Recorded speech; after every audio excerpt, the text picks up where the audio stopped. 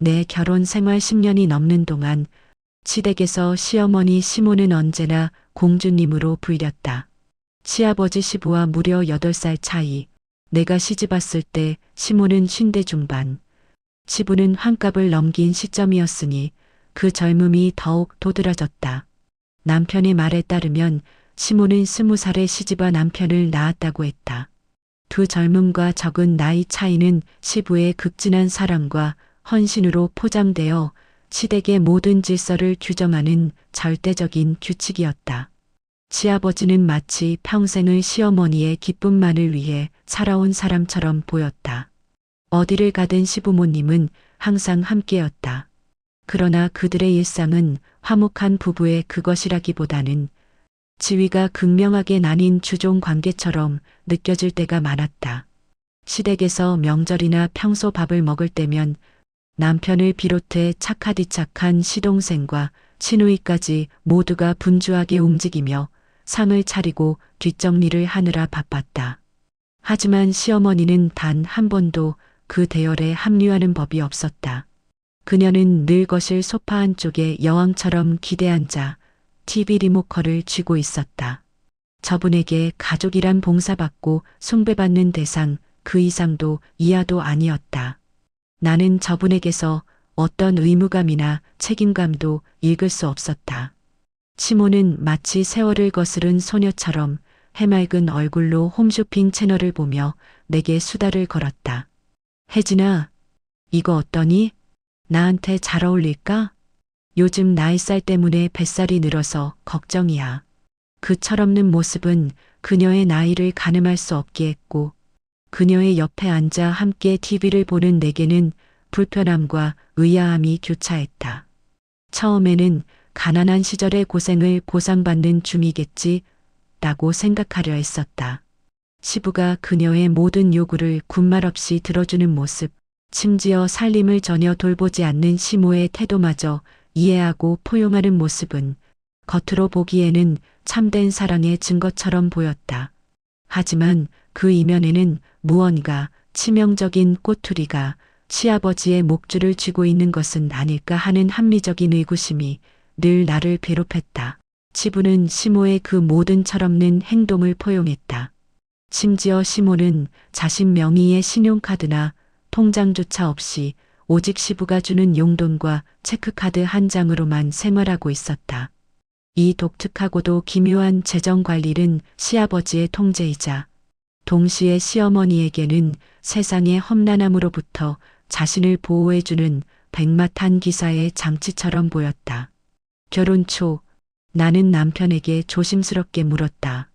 어머님은 어쩜 저렇게 소녀 같으셔? 아버님은 어쩜 저렇게 다 맞춰주시는 걸까? 남편의 대답은 내 의심을 잠재우는 듯했다. 그것은 시댁에서 공공연하게 알려진 시모의 20년 헌신에 대한 이야기였다. 실은 우리가 아버지 고향에서 살다가 내가 중학교 때쯤 이사 왔거든. 그때부터 집안 형편이 많이 풀렸는데 아버지가 할머니 시할머니를 모시고 살겠다고 하셨지. 우리 엄마가 거의 20년을 시할머니를 모시고 살았어. 그게 너무 고마워서 아버지가 엄마한테 잘하는 거야. 20년의 세월, 젊은 시절 시어머니 봉양, 그것이 시아버지의 헌신적인 사랑에 대한 공식적인 이유였다. 하지만 나의 이성적인 나레이터는 속삭였다. 20년의 희생치고 그 보상은 너무나 과도하고 그 사랑은 맹목적이며 그 관계는 불안정하다. 남편은 또 덧붙였다. 시할머니가 워낙 살림을 많이 하셔서 엄마가 편했을 수도 있지. 아버지가 그걸 모르시니까 엄마한테 더 잘해주시는 거고. 나는 남편의 말을 들으며 고개를 끄덕였지만 내 심장은 다른 비합리적인 진실을 감지하고 있었다. 그들의 맹목적인 사랑은 단순한 보상이 아니라 마치 값을 치르고 있는 것처럼 보였다. 나는 남편이 어릴 적 집안 형편이 어려워져서 갑자기 이사와 간칸방에서 살았다는 공식적인 서사와는 모순되는 파편적인 과거를 기억하고 있었다. 남편은 그 이사를 단순히 아버지의 고향 사랑으로 포장했지만 나의 감각은 그것이 재앙적인 과거의 그림자임을 직감했다. 시아버지의 이 극진한 사랑과 시어머니의 통제된 생활 신용카드 없음은 시어머니가 과거에 저지른 가족의 생명과 재산을 위협했던 치명적인 배신 또는 죄에 대한 장기적 속죄 행위가 아닐까? 겉으로 드러난 헌심이라는 다큐멘터리 팩트 뒤에는 가족 모두가 쉬쉬하며 묻어두고 싶었던 30년 전 이사의 비밀이 숨겨져 있는 것이다.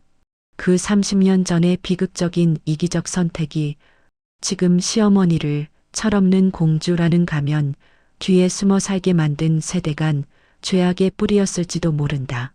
그렇게 나는 시댁이라는 겉보기 화목한 왕국 속에서 왕비처럼 군림하는 시어머니와 그녀에게 평생의 노고 보상을 치르는 듯한 시아버지 사이의 기묘한 균형을 목격하며 10년이 넘는 시간을 보냈다. 하지만 이 균형은 곧 시어머니의 통제할 수 없는 탐욕으로 인해 산산조각 날 운명이었다. 10년이 넘는 시간 동안 시아버지 시부는 시어머니 시모를 극진히 모셨다.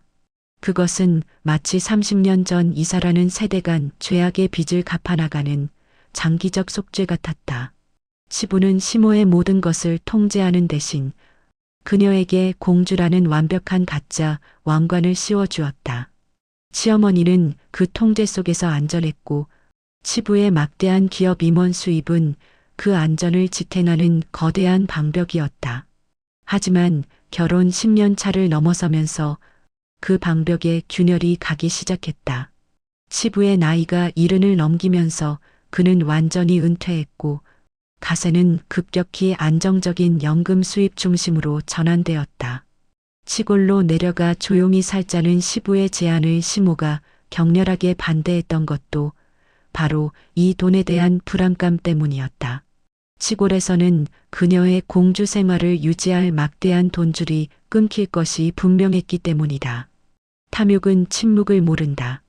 그것은 만족할 줄 모르고 오직 더 많은 것을 요구할 뿐이다. 시어머니는 헌신이라는 값비싼 대가를 지불하고 공주가 되었지만 이제 그 공주 놀이의 유효기간이 끝났음을 본능적으로 감지했다. 시부가 은퇴한 지 얼마 되지 않아 시모는 평소와 달리 내게 조심스럽게 연락을 해왔다. 그녀는 늘 모든 재정을 시부에게 의존했고 개인적으로 큰 돈을 요청한 적이 단 한 번도 없었기에 나는 이 연락이 예사롭지 않음을 직감했다. 혜진아, 너 바쁘니? 내가 급해가지고 너한테 좀 부탁하려고 하는데 통화 괜찮아? 그녀의 목소리는 평소의 해맑은 소녀 목소리가 아니었다. 긴장과 불안이 감도는 낮은 음성이었다. 나는 덜컥 가슴이 내려앉았다. 무슨 큰일이라도 터진 걸까? 나는 모든 일을 멈추고 시어머니의 말에 귀 기울였다. 아니, 지방에 사는 내 동생이 그만 사고가 났지 뭐야. 입원을 해야 하는데 급하게 돈이 없다네. 당신 시아버지는 이제 일도 안 하시니? 내가 감히 말도 못하고 혹시 너 여유 있으면 5억령 정도만 좀 도와줄 수 있니? 시아버지한테는 절대 말하지 말고 말이다. 5점씩만 원, 나에게는 큰 돈이었지만 시부모님 집안의 규모를 생각하면 그녀가 이렇게까지 숨겨야 하는 급한 일이라는 것에 의아함을 느꼈다. 시모는 금방 갚겠다. 동생 보험 처리 끝나고 적금 만기되면 바로 갚을 테니 딱 한 달만 시간을 달라며 간절하게 애원했다. 나는 시모의 평소 철없는 모습 뒤에 숨겨진 가난한 동생을 돕고자 하는 가련한 여성의 진심을 읽어주려 노력했다. 그녀의 그 불안한 모습은 나의 운명적 구원고리를 건드렸다. 나는 외동으로 자라 형제자매의 정을 그리워했고 시동생과 시누이에게 받은 형제의 같은 따뜻함을 시어머니에게도 돌려주고 싶었다. 결국 나는 별다른 의심 없이 그녀에게 과장성만 원을 송금했다. 나는 선의를 베풀었다. 그 선의는 30년 동안 시아버지의 감시와 통제 아래 숨겨져 있던 시어머니의 치명적인 약점을 건드린 가장 순진하고도 치명적인 촉매제였다. 나의 돈은 선의가 아닌 그녀의 탐욕을 재가동시키는 연료가 되었다. 그렇게 돈을 빌려드리고 약 일주일쯤 지났을까? 주말 저녁 시댁에서 다 함께 밥을 먹는 자리였다. 분위기는 평소처럼 화기애애했고 시부는 여전히 시모에게 반찬을 챙겨주며 다정한 남편 역할을 수행하고 있었다. 그때 시부가 뜬금없이 시모의 동생, 즉 나의 시모님 이야기를 꺼냈다. 아, 참. 지난번에 나 처제 봤어. 친구들하고 놀러 왔다면서 그러던데. 당신은 전화 못 받았어? 그 순간 내 심장은 쿵 소리를 내며 바닥으로 떨어지는 것 같았다. 가짜 사고, 가짜 입원, 이 모든 것이 거짓이었다는 비합리적인 인지 순간이 내 뇌리를 강타했다. 나는 나도 모르게 시모를 쳐다보았다. 시모는 마치 유령이라도 본 듯 새하얗게 질린 얼굴로 내 눈을 단 한순간도 마주치지 못하고 밥상만 응시했다. 나는 숨을 멈추고 시아버지에게 물었다. 아버님, 처제분, 이모님 사고 나신 거 아니셨어요? 입원하셨다고 들었는데요. 시부는 고개를 갸웃하며 말했다. 사고? 사고는 무슨? 벌벌 뛰면서 다니더만 젊으니까 여기저기 돌아다니기도 하고 좋아 아주 그냥. 그 말 한마디가 그날의 밥상을 뒤흔들었다. 내가 건넨 5천만 원이 가족의 생계를 위한 것이 아니라 시어머니의 개인적인 쾌락과 사치를 위한 것이었음을 깨닫는 섬뜩한 순간이었다. 시모는 그 사실이 들통나자 식은땀을 흘리며 황급히 남편을 쳐다보았다. 남편은 상황을 파악하지 못하고 고개를 갸웃거렸다. 식사를 마친 후 시모는 서둘러 나를 불러세웠다. 혜진아, 잠깐 나 좀 보자. 나는 그녀가 자초한 비극적인 상황에 대해 책임을 물을 준비가 되어 있었다. 나는 시모를 쫓아가 단도직입적으로 물었다.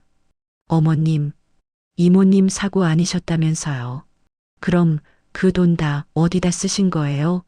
급하다고 해서 빌려드린 건데 이렇게 하시면 제가 너무 당황스러워요. 시모의 태도는 놀라울 정도로 뻔뻔했다.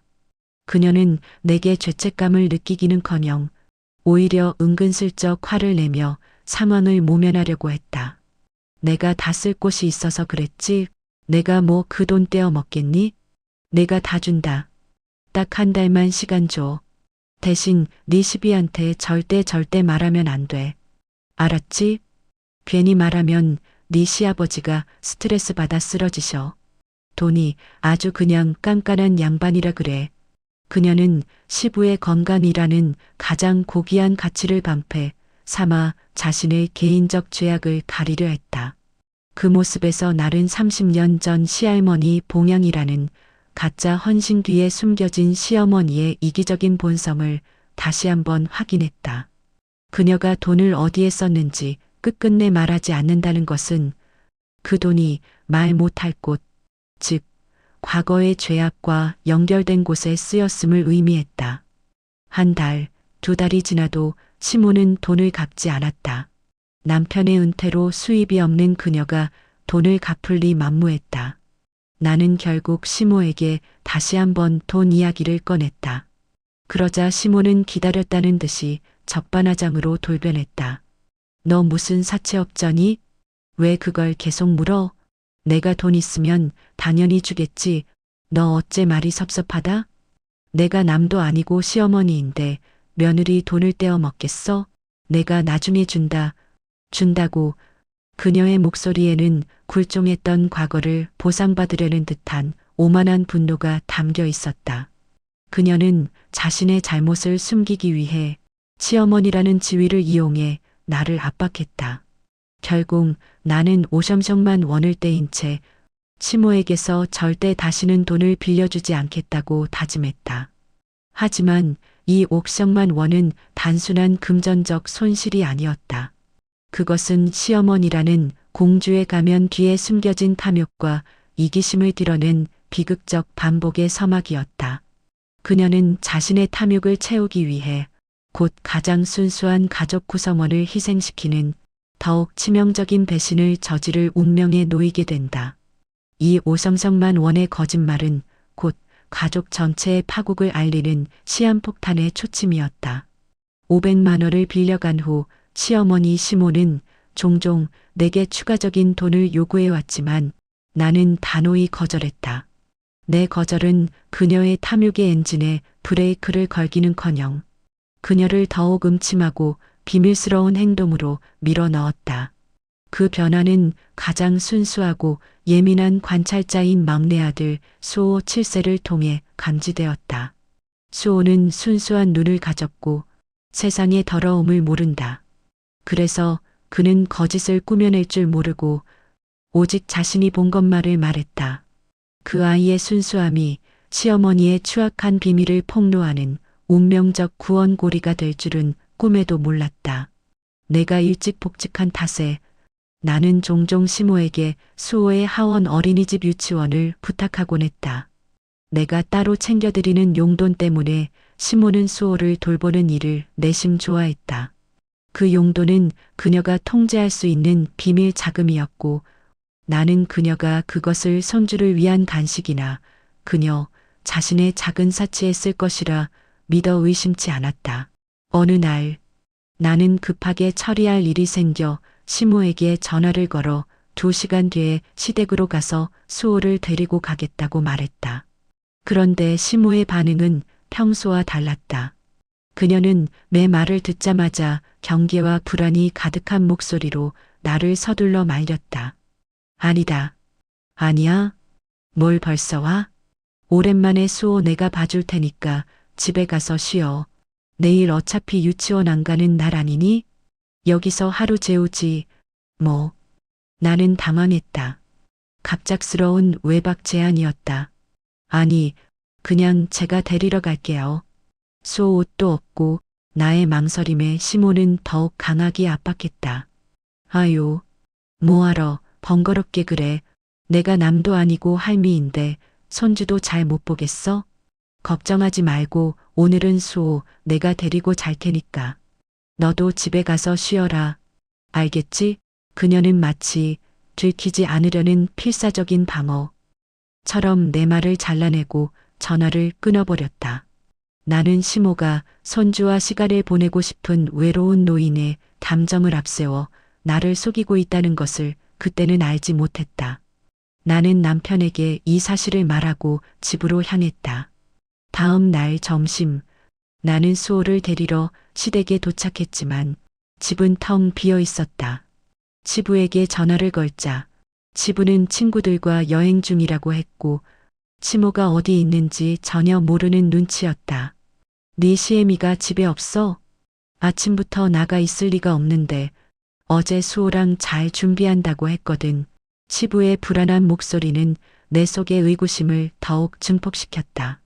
한참 시간이 지난 후 치모가 막내 아들 수호와 함께 집으로 들어왔다. 나를 보고 놀란 표정, 그리고 서둘러 나를 돌려보내려는 기색이 역력했다. 뭐야? 너희들 왜 여기 와 있어?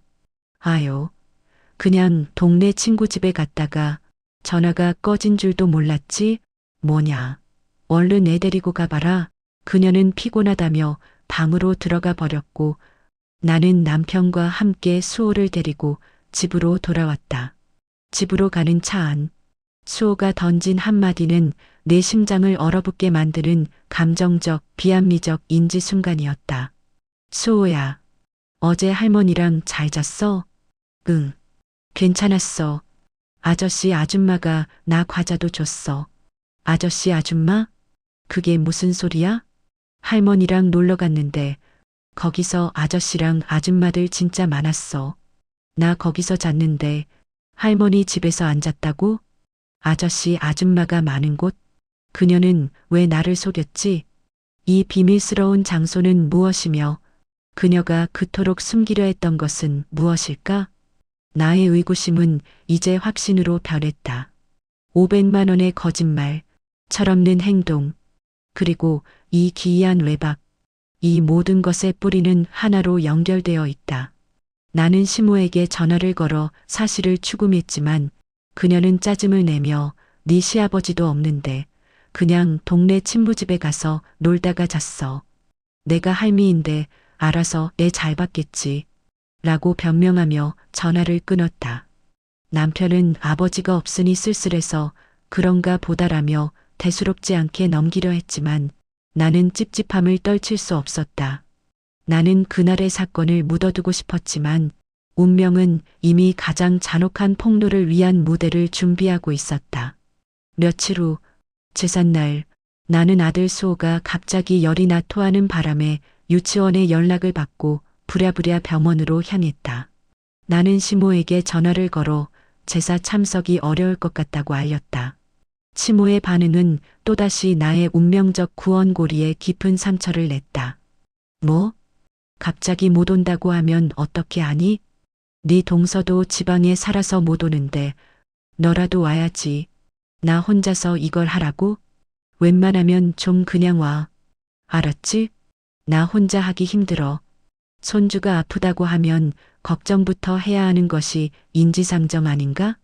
하지만 시모는 손주를 걱정하기는커녕 자신이 혼자 제사를 준비해야 하는 고통만을 호소하며 내게 짜증을 냈다. 나는 분노했지만 간신히 열이 내린 수호를 데리고서 저녁 시간에 맞춰 시댁으로 향했다. 이미 남편과 다른 가족들은 와 있었다. 시댁에 도착했을 때의 분위기는 평소와 달랐다. 다들 조용히 TV만 보고 있었고 남편은 주방 쪽을 힐끗 보며 시모가 기분이 상했음을 암시했다. 나는 조심스럽게 주방으로 들어섰다. 어머님, 저 왔어요. 일찍 오려고 했는데 병원 진료도 오래 걸리고 그래서 늦었네요. 수호는 괜찮아서 같이 왔어요. 시모의 얼굴에는 노골적인 분노가 서려 있었다. 그녀는 나를 향해 비아냥거리기 시작했다. 넌 이제 와서 뭐 하려고 그러니? 그냥 아예 오지 말지 그래. 나는 시어머니의 비합리적인 분노에 충격을 받았다. 내가 다른 일로 늦은 것도 아니고 아픈 아이를 돌보다 늦은 것인데 어머님, 제가 뭐 다른 것 때문에 늦게 온 것도 아니고 애가 아프니까 늦게 온 건데 그것 때문에 서운하셨어요? 나는 합리적으로 대응하려 했지만 그녀는 이미 이성을 잃은 듯했다. 시모는 갑자기 역사적 무게 세대 간 죄악을 건드리는 가장 잔혹한 말을 내뱉었다. 그녀는 내 눈앞에서 내 가장 깊은 내면의 상처를 후벼 팠다. 네 자식이 아픈 것도 다 네 공족해서 그런다. 네가 애초에 제사도 잘 모시고 그랬다면 네 자식이 아프겠어? 그리고 봐봐라. 너네 집 제사도 안 모신다 그랬지? 그래서 너네 집은 너 하나밖에 못 낳은 거야. 조상을 귀하게 여겼어 봐. 안 풀릴 일도 다 풀리지. 내 숨은 멎었다. 나는 외동으로 자라 형제에 대한 그리움이 있었고 어머니가 겪었던 유산의 고통을 뼈저리게 알고 있었다. 그녀는 지금 내가 늦게 왔다는 이유만으로 나의 부모님과 나의 가장 깊은 트라우마까지 끄집어내러 난도질하고 있었다. 어머님, 지금 무슨 소리 하시는 거예요? 제사 조금 늦게 왔다고 지금 저뿐 아니라 제 부모님한테도 뭐라고 하시는 거예요? 나는 분노로 떨리는 목소리를 간신히 억눌렀다. 그러자 시모는 식탁 위에 있던 동태전을 나를 향해 던지며 사납게 소리를 질렀다. 뭐 서운해? 야, 이건 내가 할 일이 아니라 이제 네가 할 일이지. 네가 며느리인데 이걸 해야 되는 게 당연한 건데 어디다 대고 핑계를 대고 있어? 왜 나만 생고생하면서 제사 음식 차려놓고 며느리를 기다려야 하냐고? 나는 이 모든 비합리적인 분노가 단순히 제사 준비의 노고 때문이 아님을 직감했다. 그녀는 나를 향한 분노를 폭발시켜 그녀가 혼자 비밀리에 하려 했던 더 중요한 일을 방해받은 것에 대한 분풀이를 하고 있는 것이었다. 그녀의 그 치명적인 비밀이 바로 다음 순간 운명적 구원고리인 막내 아들 수호의 순수한 입을 통해 폭로되면서 시댁은 극적인 파국을 맞이하게 된다. 시어머니 시모는 식탁 위에 있던 동태절을 나를 향해 던진 뒤 분노에 찬 비명을 질렀다. 뭐 서운해? 야, 이건 내가 할 일이 아니라 이제 네가 할 일이지. 네가 며느리인데 이걸 해야 되는 게 당연한 건데 어디다 대고 핑계를 대고 있어? 왜 나만 생고생하면서 제사 음식 차려놓고 며느리를 기다려야 하냐고? 그녀의 분노는 비합리적이었고 그 폭발은 혜진이 10년간 억눌렀던 모든 존엄을 짓밟았다. 튀어나온 전 조각과 기름 얼룩은 주방의 평화를 깨뜨렸고 이는 시모가 그동안 애써 유지해왔던 공주의 가면이 벗겨지는 서막이었다. 나는 치미는 분노의 주먹을 꽉 쥐었다. 이 모든 것이 단순히 제사 음식 때문이 아님을 직감했다.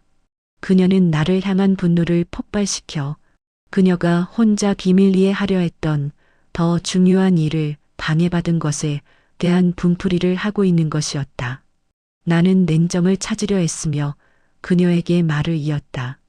어머님, 이게 지금 뭐 하시는 거예요? 제가 뭐 일하기 싫어서 일부러 안 온 것도 아니고 도대체 왜 그러세요? 도대체 왜? 바로 그때였다. 내 옆에 서 있던 막내 아들 수호가 그동안의 혼란을 해소하는 가장 치명적이고 순수한 한마디를 외쳤다. 수호는 바닥에 떨어진 동태전을 가리키며 맑고 천진난만한 목소리로 소리쳤다. 할머니, 피박, 할머니 피박이야. 집안의 모든 소리가 한순간에 멈췄다. 주방과 거실을 가득 메웠던 분노와 짜증, 그리고 TV 소음까지도 멎어버렸다. 피박? 광박? 그게 무슨 소리지? 나는 내 아들이 하는 말을 듣고 이게 대체 무슨 소리인가 싶어 머릿속이 하얗게 변했다. 피박, 광박. 그것은 내가 평생 들어본 적 없는 가장 추악한 도박판에서나 오가는 용어가 아니던가. 나는 어디서 동네 사람들과 화투라도 쳤나 생각했지만 수호가 사용하는 그 용어는 단순한 놀이의 차원이 아니었다.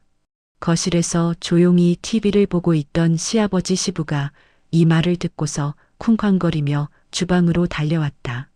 그의 얼굴은 분노로 울그락불그락해지며 30년 동안 시모에게 보여주었던 인내와 배려의 가면이 산산조각 나는 듯했다. 시부는 주방에 들어서자마자 시모를 향해 고함을 지르기 시작했다. 뭐야, 당신 설마 밖에서 또, 아니야. 그런 거 아니야. 얘가 대체 무슨 소리래? 나 그런 거 안 하는 거 당신도 알잖아. 시모는 결백을 주장했지만 그녀의 눈동자는 불안하게 흔들렸고 온몸은 거짓말을 하고 있었다. 시부는 식탁 위에 있던 전들을 모두 시모를 향해 던지기 시작했다. 30년 전 이사를 강요했던 그 치명적인 죄악이 내 손주를 노름판에 데려가는 폐륜이라는 이름으로 재림했구나. 시아버지의 분노는 단순한 화가 아니었다. 그것은 30년 인내의 시간을 바쳤던 자신의 모든 희생에 대한 자기 파괴적인 절규였다.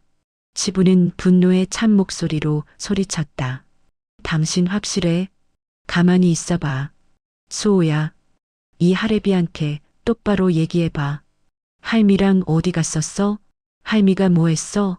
수호는 자신의 행동이 가져온 충격을 알지 못한 채 할아버지에게 진실을 고했다. 할머니 맨날 아저씨, 아줌마들이랑 그림 맞추기 했잖아. 나한테 짜장면 사주고 거기 못 가서 엄마한테 화내는 거지. 할머니 맨날 나 데리고 거기 가서 돈 벌어야 된다고 그랬잖아. 엄마가 나 늦게 데리러 오면 할머니 엄마 때문에 다 망했다고 맨날 그랬잖아. 나더러 엄마한테 말하지 말라고 했는데 근데 할머니 왜 우리 엄마한테 뭐라 그래? 할머니 미워. 수호의 순수한 고백은 시어머니의 죄악과 혜진의 모욕 사이에 명확한 인과관계를 성립시켰다. 시모는 제사 음식 때문이 아니라 돈을 벌려던 노름판에 가지 못하게 된 것에 대한 분노를 혜진에게 쏟아낸 것이다. 내 아들의 순수한 입에서 나온 이 증언이 30년 동안 시댁이 숨겨왔던 가장 추악한 비밀을 조상 앞에서 폭로했다. 그녀는 가장 신성한 제삿날 스스로 파멸을 선택했다. 시부의 얼굴이 울그락불그락해지더니 시모를 향해 식탁 위에 있던 전들을 모두 던지기 시작했다. 그러면서 고함을 지르며 화를 내셨다. 아니, 이 역편내가 또 도졌네. 또 도졌어. 내가 그딴 집 밖에 하고 다니지 말라 그랬지? 젊을 때 철없어 그랬다고 쳐도 나이 먹고 지금 이게 뭐 하는 짓이야? 손주를 데리고 구판을 다녀. 어? 시모는 식탁 모서리를 잡고 필사적으로 변명했다. 아니, 여보, 난 그게 아니라. 그게 아니, 뭐가 그게 아니야. 요즘 따라 밖에 그렇게 나다닌 건 수상하다고 생각은 했지만, 설마 하고 있었더니만, 밖에서 이런 짓까지 짜고 돌아다니고 있었어. 오늘 아주 나랑 어디 한 판을 짓자고 지어. 그때부턴 아주 집안이 난리가 나기 시작했다. 제사고 뭐고, 시부께서는 전이면 나물이면 죄다 던지기 시작하셨고, 남편과 신우는 그런 시부를 말리느라 바빴다. 나는 그 모습에 너무 놀라 애들을 방으로 들여보냈다. 눈앞에 펼쳐진 광경은 화목했던 시댁의 겉모습이 산산조각 나는 잔인하고도 통쾌한 파국의 제사였다. 시아버지 시부의 분노는 멈출 줄 몰랐다. 주방 바닥에는 제사 음식들이 어지럽게 널브러져 있었고, 시모는 시부의 폭발적인 분노를 피해 이리저리 도망다니며 저희에게 시부를 말려보라고 소리를 쳤다. 남편과 시누이는 망연자실한 채 시부를 붙잡고 울부짖었다. 아버지, 진정하세요. 안 돼요? 그러나 시부의 이성은 이미 끊어진 지 오래였다. 그는 30년 동안 억눌러왔던 배신감과 치욕을 한순간에 폭발시키고 있었다. 시부는 겨우 진정하고 시모를 향해 꼿꼿이 서서 물었다. 목소리는 낮고 굵었지만 그 무게는 온 집안을 짓눌렀다. 당신대로 똑바로 얘기해. 대체 언제부터 그런 거야? 언제부터 그런 거냐고. 시모는 더 이상 숨길 곳이 없음을 깨닫자 자신의 죄를 인정하는 대신 오히려 시부를 탓하며 비열한 변명을 늘어놓았다.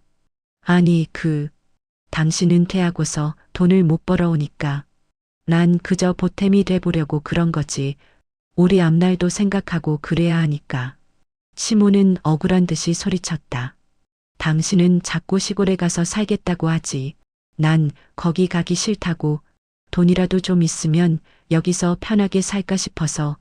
그녀의 변명은 결국 돈에 대한 탐욕과 잃어버린 지위에 대한 집착에서 비롯된 이기적인 선택이었음을 스스로 증명했다. 시부는 시모의 말을 듣자마자 눈을 크게 뜨고 경악했다. 뭐가 어쩌고 어째. 지금 그럼 노름으로 생활비 벌어보겠다고 했다고. 지금 그게 말이야. 당구야. 시부의 고함은 울분에 차 있었다. 그는 시모가 평생토록 갚지 못한 세대 간의 죄악, 역사적 무게의 뿌리를 마침내 끄집어냈다. 애시당초 당신 사고 쳤을 때부터 그만뒀어야 했어. 20살에 시집와서 고생한다고 그걸 다 참아줬던 내가 바보지. 바보야. 당신하고 더는 할 말이 없어. 시부는 이제 시모에게 어떤 미련도 남기지 않았다. 그러나 그의 최종적인 분노는 시모의 배신이 아닌 가장 순수한 손주를 이용한 패륜이었다. 다른 거 몰라도 손주까지 그런 나쁜 곳에 데리고 간다는 건 당신 할머니 자격도 없는 거야. 시부의 목소리는 분노를 넘어 절규에 가까웠다. 그는 가장 약한 구원고리 손주를 이용해 자신의 탐욕을 채우려 한 시모의 악마적인 행동을 결코 용서할 수 없었다. 시부는 시모를 향해 마지막이자 가장 잔혹한 심판을 내렸다. 당장 나가. 꼴도 보기 싫으니까 당장 나가라고. 시모는 시부의 단호한 선고에 무너져 내렸다. 아유, 내가 어딜 나가라는 거야. 여보, 나 갈 곳도 없어. 갑자기 나가라고 뭐 어떡해. 내가 잘못했어. 다신 그런 짓 안 할 테니까 한 번만 좀 봐줘. 그녀는 그토록 경멸했던 제사 음식과 기름이 널브러진 바닥에 무릎을 꿇고 애원했지만 이미 시부의 마음은 굳게 닫혀 있었다. 남편과 시동생, 친우이는 눈물을 흘리면서도 시부의 결정에 반대하지 않았다. 그들 역시 수호의 증언을 통해 시모의 죄악이 가족 전체의 평화를 위협했음을 깨달았기 때문이다. 남편과 시동생, 친우이는 대충 시모의 짐을 싸서 그녀를 집 밖으로 내보냈다. 시모는 자신을 잡으려고 하는 시부를 피해 요리조리 도망다니며 저희에게 시부를 말려보라고 소리를 쳤지만 이미 그녀를 위한 무대는 끝났다. 40년의 결혼 생활은 이렇게 한 여자의 통제할 수 없는 탐욕으로 인해 조상 앞에서 처참하게 파국을 맞이했다. 시모가 나가고 나서야 시부는 그 자리에 주저앉아 깊은 한숨을 쉬셨다. 공허한 시부의 눈을 보면서 나는 그가 30년 동안 이 비밀을 홀로 감당해 왔음에 마음이 씁쓸했다. 시부는 미안하다. 내가 네 아들 단속을 못한 건데 네가 괜한 화를 입었구나. 미안하다. 라며 나에게 사과했다. 나는 그의 손을 잡으며 괜찮다고 말했지만 내 마음속에서는 복수가 아닌 정의의 실현이 시작되었다. 나는 시부가 30년 동안 지켜온 가족의 존엄을 지키기 위해 시어머니의 추악한 행위를 끝까지 심판대에 세우기로 결심했다. 이 파국이야말로 시아버지의 30년 인내에 대한 최종적인 구원이 될 것이었다. 시어머니 시모가 집을 나간 후 시댁에는 끔찍한 고요함이 내려앉았다. 시아버지 시부는 30년 동안 숨겨온 분노와 배신감으로 인해 깊은 공허함에 빠지셨고 남편과 시동생, 친우이는 그들의 어머니가 가족 전체를 향해 저지른 파멸적인 죄악 앞에서 충격을 금치 못했다. 제사상 음식들이 널브러져 있던 것일처럼 가족들의 마음 역시 산산이 부서져 있었다. 남편과 나는 맥주 한 잔씩을 마시며 이 믿을 수 없는 사건에 대해 이야기를 나누었다. 나는 10년 넘게 저분의 헌신과 고생을 믿었다. 하지만 그 모든 것이 30년 전 노름이라는 원죄를 덮기 위한 가짜 가면이었고 나의 선의와 돈은 그 추악한 습관을 부활시키는 데 쓰였구나. 남편은 기가 막혀하며 중얼거렸다. 아니, 어머님 언제 저러셨대? 그럼 저번에 내가 빌려준 돈도 이래서 못 주신 건가? 나는 남편에게 내가 옥선명만 원을 빌려준 일과 시모가 동생의 가짜 사고를 핑계댔던 일을 이야기했다. 남편은 분노를 참지 못하고 주먹으로 테이블을 내리쳤다. 말도 안 돼. 지 이모 댁이 급한 일이 생겼다더니 전부 다 거짓말이었어. 남편은 어릴 적 갑자기 큰 집에서 단칸방으로 이사와 힘들게 살았던 과거를 떠올리며 그 모든 비극의 근원이 어머니의 도박 중독 때문이었음을 이제야 깨닫고 있었다. 그 후 며칠 뒤 시모에게서 내게 연락이 왔다. 나는 사과 전화를 예상했지만 수화기 너머로 들려온 것은 그녀의 적반하장이었다. 그녀는 자신의 죄를 인정하기는커녕 모든 책임을 나에게 전가했다. 예, 너 이거 어쩔 거야? 어? 이 사달란 거 다 너 때문인 거 알지? 네가 처음부터 그렇게 내 속을 긁지 않았으면 내가 그랬을 리가 없잖아. 네가 책임져. 네가 알아서 다 해결해. 그녀의 목소리에는 내가 며느리로서의 도리를 다하지 않아 자신이 버려졌다는 억울함과 피해의식만 가득했다. 시모는 자신이 노름에 빠진 사실보다 집으로 돌아가지 못하는 현실에 대한 분노만이 컸다. 나는 그녀의 비합리적인 분노에 더 이상 감정적으로 대응하지 않았다. 그녀에게 감정을 낭비하는 것은 내게 남은 에너지를 낭비하는 일이었다. 나는 차갑고 단호한 목소리로 그녀의 모든 변명을 일축했다. 어머님, 지금 제 탓하시는 거예요? 이거 어머님이 노름을 하셔서 그런 거잖아요. 제 돈도 거기다 쓰신 거죠. 수호 맡기면서 챙겨드린 용돈도 거기다 쓰신 거 아니에요? 그러면서 왜 제 탓을 하세요? 나의 말은 그녀가 꽁꽁 숨겨왔던 금전적 도덕적 죄악, IV를 정면으로 겨냥했다. 시모는 당황하여 말을 더듬었다. 아유, 몰라. 내가 그토록 수호한테 말하지 말라고 그렇게 얘기를 했건만 다 너랑 네 막내 아들 때문이니까 너희들이 해결해. 그녀는 상황을 벗어나기 위해 가장 약한 존재인 손주를 다시 한번 희생양으로 삼았다. 나는 이 순간이야말로 그녀와의 운명적 연결을 끊어내고 정의를 실현해야 할 때임을 깨달았다. 나는 단호하게 거절했다. 어머님, 저한테 이러실 게 아니라요. 아버님한테 가셔서 잘못했다고 싹싹 비시던지 하죠. 어떻게 이 상황에서도 저랑 아들 탓을 하세요? 저 모르겠으니까 어머님이 직접 해결하세요. 나는 더 이상 당신의 핑계나 당신의 비극을 들어줄 의무가 없다. 당신은 나의 선의와 돈, 그리고 가장 소중한 내 아들의 순수함까지 착취했다. 당신이 30년 전 시아버지에게 그랬듯이 나는 당신의 거짓된 삶에 대한 보상을 해줄 이유가 없다. 결국 나는 전화를 끊고서도 너무나 황당하고 어이가 없었다. 그 후로도 여러 번 시모에게서 한탄하는 전화가 왔지만 그때마다 은근슬쩍 나와 내 아들 탓을 하니 나는 결국 시모에게서 모든 정과 마음이 완전히 떨어지고 말았다. 남편과 통화한 시동생과 시누이 역시 나에게 조심스럽게 시모가 그들에게도 돈을 빌려갔다가 갚지 않았다는 사실을 털어놓았다. 시모의 탐욕은 며느리뿐만 아니라 자식들까지도 착취하는 괴물이었다. 그녀의 공주라는 지위는 가족 전체의 희생 위에 세워진 가짜 신분이었던 것이다. 해질은 이 모든 진실을 확인한 후 시모에게서 빌려간 고성성만 원과 수호에게 썼어야 할 용돈, 그리고 정신적 피해에 대한 금액을 법적으로 청구할 준비를 조용히 시작했다. 이제 그녀의 싸움은 개인의 복수를 넘어 가족의 정당한 권리를 되찾는 공적인 심판의 영역으로 확장되었다.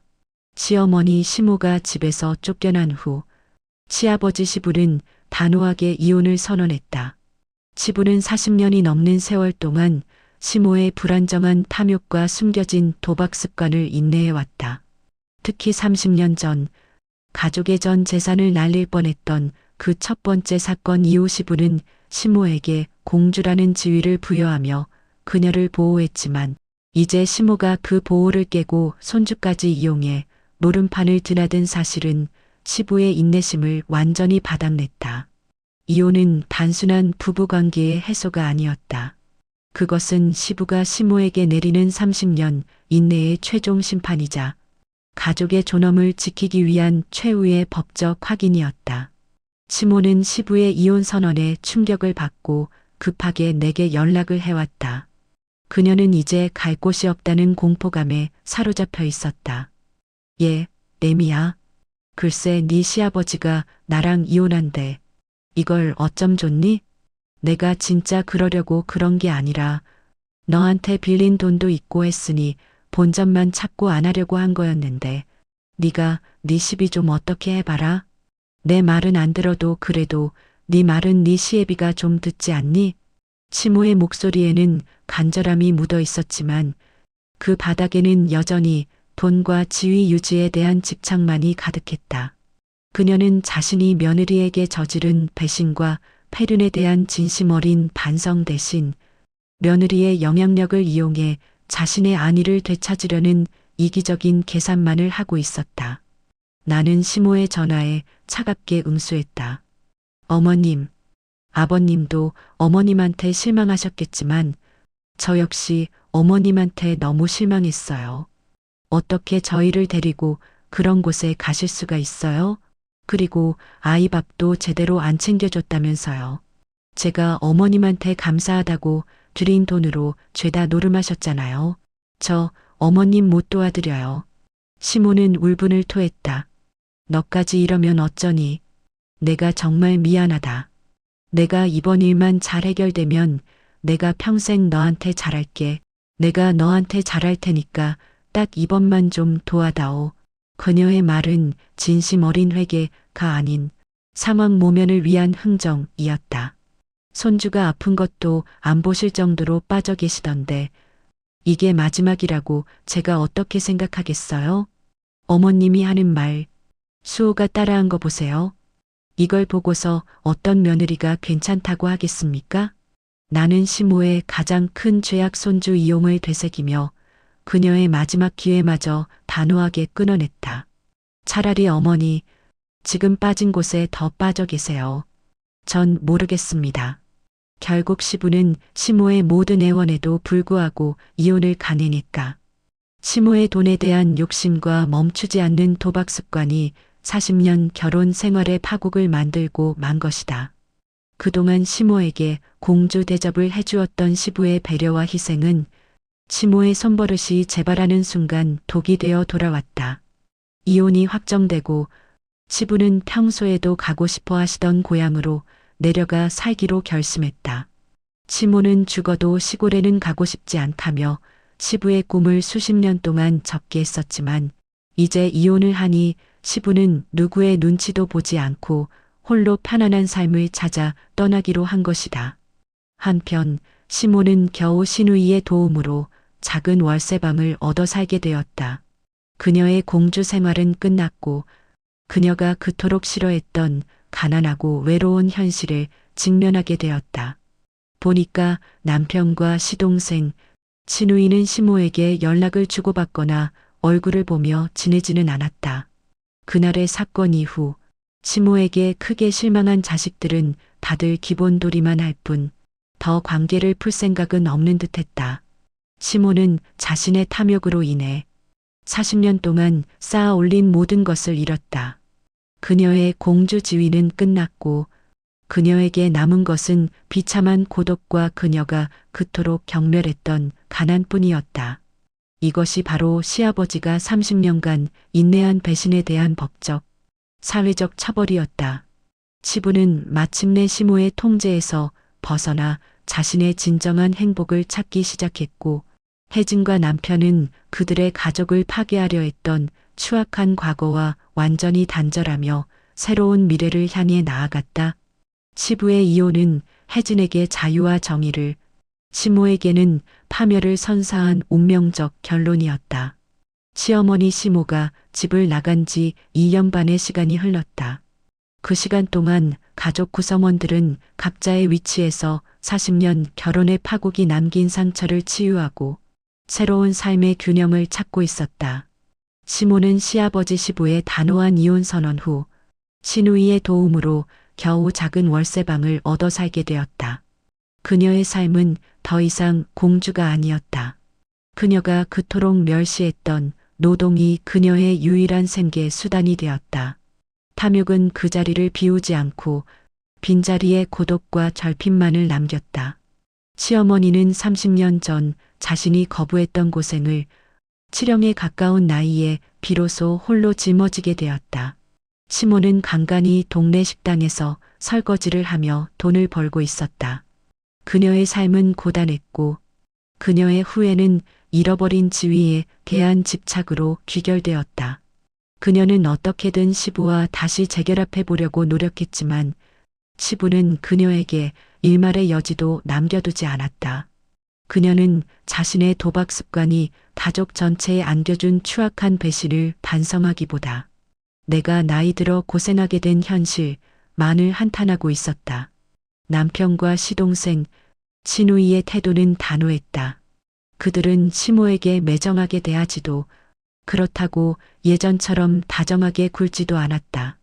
그들의 관계는 오직 기본돌이만 남긴 채 감정적인 단절 상태에 놓여 있었다. 그날 제사에서 손주 수호를 노름판에 이용한 사실, 그리고 30년 전부터 이어진 거짓된 삶의 실체가 폭로된 충격은 자식들에게 어머니에 대한 회복 불가능한 실망감을 안겨주었다. 그들의 어머니는 존경의 대상이 아닌 경계해야 할 위험 요소가 된 것이다. 그들은 시모를 챙기기는 했지만 그것은 사랑이 아닌 자식으로서의 의무일 뿐이었다. 한편 시부는 완전히 다른 삶을 살고 있었다. 이혼 후 시부는 평소 가고 싶어 하시던 고향으로 내려가 사시게 되었다. 시골로의 귀환, 그것은 시아버지가 30년 전 시어머니의 탐욕 때문에 포기해야 했던 삶이자 평생 그녀의 죄악을 감당한 대가로 이제야 쟁취한 개인적 속죄의 애통맨이었다. 나는 남편과 함께 시부를 찾아 고향으로 내려갔다. 시부는 고향 친구들과 낚시도 하고 텃밭을 가꾸며 서울에서 겪었던 40년의 스트레스를 완전히 잊은 듯했다. 혈색은 좋아지셨고 목소리에는 평온함이 가득했다. 시부는 오히려 우리를 걱정했다. 아유, 요즘 네 시동생이며 시누이며 주말마다 와서 아주 그냥 이 애비를 귀찮게 하고 있어. 괜히 바쁜데 먼 곳까지 오지 말고 걱정하지 말아라. 난 여기서 잘 지내고 있으니까 너희들 걱정할 거 하나도 없다. 시부는 가족의 화목을 되찾은 것에 감사하며 자식들의 방문을 진심으로 즐거워하셨다. 특히 시동생과 동서가 고향 근처에 살아 자주 찾아뵙는다고 했다. 시부의 이 평온한 모습은 혜진에게 정의가 승리했다는 가장 확실한 증거이자 운명적 구원고리 아야의 완성이었다. 시어머니가 그토록 두려워하며 거부했던 시골의 삶은 시아버지에게는 30년의 인고 끝에 얻은 해방구였다. 시부는 탐욕을 놓았기에 평화를 얻었으나 시어머니는 탐욕을 놓지 못했기에 모든 것을 잃었다. 남편과 나는 이 사건을 겪으며 결혼 생활이 더욱 단단해졌다. 우리는 눈에 보이는 성공과 지위보다 정직한 노동과 가족의 신뢰가 얼마나 소중한지 뼈저리게 깨달았다. 남편과 나는 이제 서로를 더 배려하며 열심히 맞벌이하고 아이들을 정직하게 키우는 것에 집중하고 있었다. 수호 역시 학교에 들어가 건강하게 성장하고 있었다. 우리는 파국을 경험했지만 결국 가족의 재건이라는 가장 큰 승리를 쟁취했다. 시모의 비극은 우리 가족의 나침반이 되어 우리가 가야 할 정의로운 길을 명확히 알려주었다. 시아버지 시부가 고향으로 내려가 사신 지 2년이 훌쩍 넘은 시간, 그분의 삶은 마치 길었던 폭풍우가 지나간 뒤에 맑고 푸른 하늘처럼 평온하고 고요했다. 그가 그토록 원했던 시골 생활은 시모의 탐욕이라는 세대 간 죄악을 30년 동안 인내해온 시부에 대한 최종적이고 개인적인 속죄미였다. 시부는 40년 결혼 생활 내내 타인의 그림자 속에 살았다. 젊은 시절에는 노모를 봉양하는 아내의 희생에 대한 빚을 졌고 그 후에는 아내의 치명적인 비밀 도박에 대한 공범자로서의 침묵이라는 굴레를 졌다. 이제야 그는 그 모든 굴레를 벗어던지고 오직 자신만을 위한 자유로운 삶을 되찾았다. 내가 고향집으로 찾아갔을 때 시부는 예전 서울집에서 느낄 수 없었던 온전한 행복 속에 계셨다. 고향 친구들과 함께 논두렁 옆에서 낚시를 즐기고 직접 텃밭을 가꾸며 흙냄새 속에서 삶의 진정한 활력을 되찾고 계셨다. 그의 얼굴에는 잔주름이 깊었지만 눈빛만은 청년처럼 빛났고 혈색은 놀랍도록 건강해지셨다.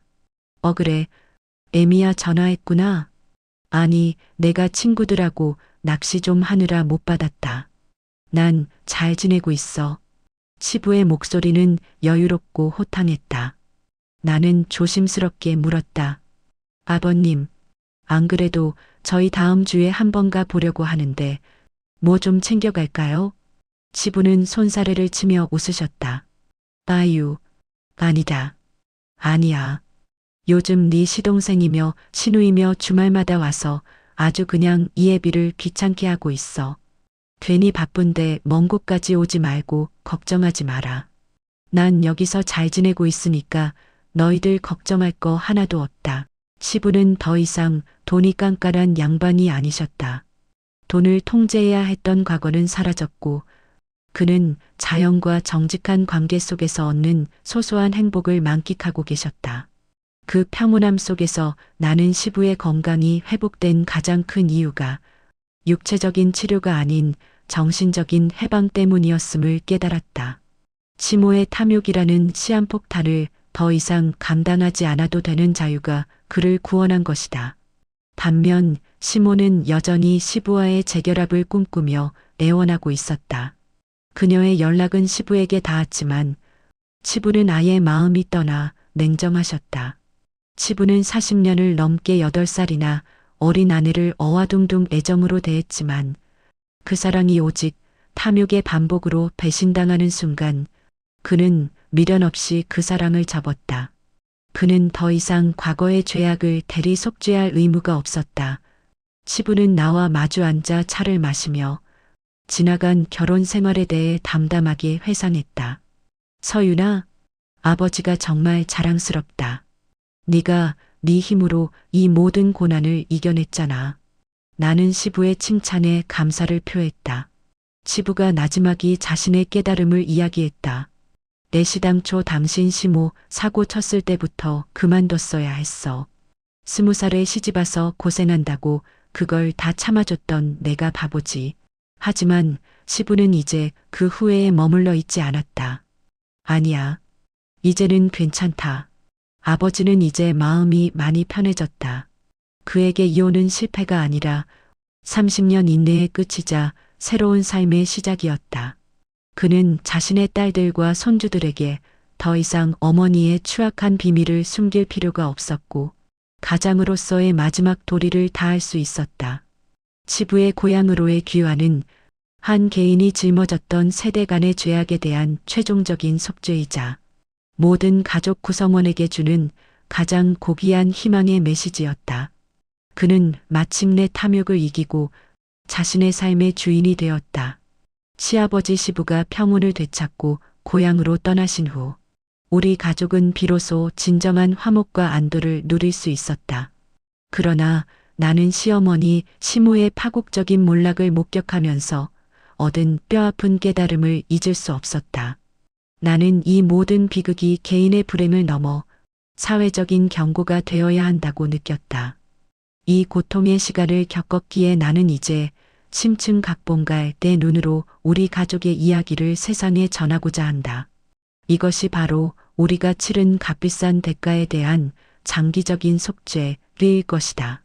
시어머니는 평생을 공주라는 가면에 갇혀 살았다.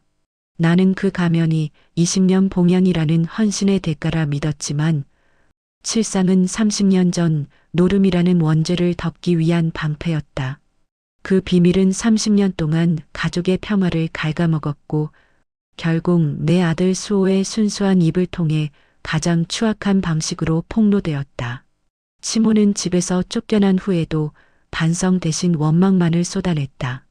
그녀는 내게 전화를 걸어 이 사달 난 거 다 너 때문이라고 울분을 토했지만 나는 그녀의 마지막 애원마저 차갑게 거절했다. 나는 그 순간 그녀의 병이 단순한 나쁜 습관이 아닌 가족 전체를 파괴하는 중독임을 명확히 인지했다. 그녀는 며느리의 오성력만 원, 그리고 손주를 봐주며 받은 용돈까지 모두 노름판에 쏟아부었다. 그 용돈은 수호의 간식이 되어야 했지만 치모의 손을 거치면서 탐욕의 도구로 변질된 것이다. 내가 가장 분노했던 것은 금전적 손실이 아니었다. 그것은 그녀가 노름에 빠져 손주를 제대로 돌보지 않고 심지어 노름판에 데려가 돈 벌어야 한다고 가르친 패륜이었다. 그녀는 가족의 가장 신성한 신뢰와 애정까지도 자신의 탐욕을 위해 거리낌 없이 착취했다. 주변에 물어보니 흔히 이런 노름을 하시는 분들은 자기가 끝까지 주변에 들키지 않는다고 자신만만해하는 경우가 많다고 한다. 그들은 일확천금을 노릴 수도 있겠지만 나는 우리 가족의 비극을 통해 불법적인 방법으로 얻는 수익은 그만큼 더 빨리 배로 사라지기 마련이라는 것을 뼈저리게 깨달았다. 치모가 그토록 원했던 돈은 그녀를 구원하지 못하고 오히려 그녀의 삶을 지하 시궁창으로 밀어넣었다. 그녀는 지금 식당에서 설거지를 하며 힘든 삶을 살고 있다. 그녀가 그토록 피하고 싶었던 고난이 결국 그녀의 탐욕 때문에 현실이 된 것이다. 나는 이 이야기를 통해 세상에 간절히 경고하고 싶다. 첫째, 세상에 비밀은 없다. 아무리 꽁꽁 숨기려고 하는 비밀도 결국 가장 약하고 순수한 고리손질을 통해 터져 나올 수밖에 없다. 시모가 30년을 봉인했던 죄악은 결국 수호의 피박 광박 이라는 순수한 외침 앞에서 조각났다. 둘째, 진정한 품격은 땀과 신뢰에서 나온다. 시모는 시부의 은퇴 후에도 공주의 지위를 유지하려 했지만 시부는 고향으로 돌아가 정직한 땀을 흘림으로써 진정한 행복과 존엄을 되찾았다. 시모가 그토록 경멸했던 시골의 흙냄새 속에서 시부는 참된 자유를 발견했다. 나는 이 이야기를 끝으로 시모의 비극이 더 이상 누군가의 가족을 파괴하는 씨앗이 되지 않기를 바란다. 우리 가족은 이 파국을 겪었지만 결국 정의와 신뢰라는 가치를 기반으로 다시 뭉쳤다. 남편과 나는 이제 누구에게도 빚지지 않고 오직 정직한 노동으로 아이들을 키우며 살고 있다. 막내 아들 수호도 어느덧 학교에 들어가 건강하게 성장하고 있다. 이것이 우리가 치른 대가에 대한 최종적인 속죄이다. 우리의 고통은 끝나지 않았지만 우리는 이제 우리의 운명을 스스로 설계할 수 있는 강인한 가족이 되었다. 모든 분들이 노름이라는 그림자에서 벗어나 정직한 삶의 가치를 되찾으시기를 진심으로 기도한다. 시어머니 시모의 파국적인 몰락과 시아버지 시부의 평화로운 비안, 그리고 우리 가족의 재건이라는 격변의 시간이 흐른 지 1년 반이 지났다. 우리 가족은 그 거대한 폭풍을 겪고도 쓰러지지 않았다. 오히려 우리는 강철 같은 신뢰와 정직함이라는 새로운 기둥 위에 더욱 단단하게 뭉쳤다.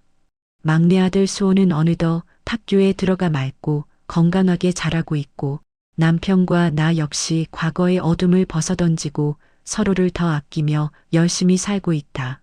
우리는 비로소 알게 되었다. 가정을 파괴하는 것은 외부의 적이 아니라 가장 가까운 곳에서 자라난 탐욕이라는 곰팡이라는 것을, 그리고 그 탐욕을 30년간 억눌러왔던 침묵이야말로 가족을 갉아먹는 가장 치명적인 독이었다는 것을. 시모는 여전히 간간히 남편에게 연락해 재결합을 시도하고 있다.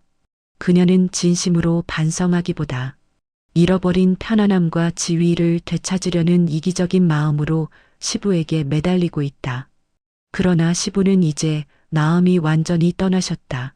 그는 40년이라는 세월 동안 시모를 사랑했지만 그 사랑의 대가가 끝없는 배신과 손주를 향한 패륜이었다는 사실 앞에서 그는 자신을 지키는 길을 선택했다. 시부는 고향에서 낚시를 즐기며 친구들과 평온하게 지내고 계시다. 그의 평온한 얼굴이야말로 이 모든 비극에 대한 가장 아름다운 종결, 위이다. 나는 이 경험을 통해 세상에 비밀은 없다. 는 가장 냉철한 진실을 깨달았다. 시모가 30년을 꽁꽁 숨겨왔던 도박 습관은 내가 빌려준 오정력만 원이라는 작은 틈, 그리고 내 아들 수호의 피박 광박이라는 순수한 입을 통해 가장 적나라하게 폭로되었다. 그녀는 자신이 가장 숨기고 싶었던 장소 노름판을 가장 순수한 목격자 손주를 통해 만철하에 드러낸 것이다. 나는 이 이야기를 통해 일확천금을 꿈꾸는 모든 이들에게 강력하게 경고하고 싶다. 첫째, 불법적인 방법으로 얻는 수익은 가족을 파괴하는 씨앗이다. 시모가 도박으로 얻으려 했던 돈은 결국 그녀의 모든 가족 관계와 40년의 결혼 생활을 파괴하는 마이너스 유산이 되었다. 내가 정직한 노동으로 얻은 용돈과 돈은 가족의 신뢰를 쌓았지만 시모의 돈은 불신과 파멸을 쌓았다. 둘째, 진정한 행복은 정직한 노동과 신뢰에서 온다. 시모가 그토록 경멸했던 시골의 흙냄새와 시부의 소박한 삶이야말로 서울의 화려한 아파트와 40년의 결혼 생활이 줄 수 없었던 진정한 평화와 건강을 시부에게 선사했다. 우리는 이제 이 교훈을 우리 아이들에게 가르치며 살 것이다. 나의 이 사연은 단순한 고발이 아니다. 시모의 비극은 중독이라는 거대한 죄악에 대한 경고이자 우리 가족의 고통을 사회적 교훈으로 승화시키는 장기적인 속죄이다. 그녀의 파국을 통해 우리는 가장 고귀한 가치인 정의와 가족애를 되찾았다. 나는 시모에게 연민을 느끼지만 그녀의 죄악은 용서할 수 없다. 그녀가 이제라도 연세에 걸맞게 정신 차려서 남은 인생이라도 조용히 살아가기를 바랄 뿐이다. 우리 가족은 그 파국을 이겨냈다. 지금 우리의 삶은 비록 화려하지 않지만 신뢰와 사랑으로 가득 차 있다.